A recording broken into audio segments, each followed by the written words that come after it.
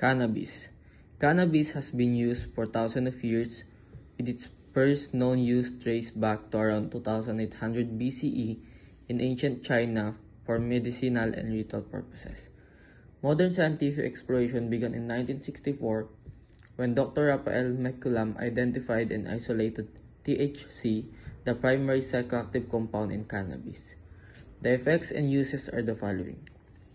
Cannabis affects the brain's endocannabinoid system, causing relaxation, altered perception, and euphoria. It is recreationally and medicinally to treat chronic pain, anxiety, and nausea from chemotherapy. Barbiturates. Barbiturates were first synthesized in 1864 by the German chemist Adolf von Weyer by combining malonic acid and urea to form barbituric acid. The first medicinal barbiturate, Veronal barbital, was introduced in 1903 as a sleep aid and sedative. The effects and uses of barbiturates. Barbiturates act on the central nervous system, producing sedation, anesthesia, and muscle relaxation.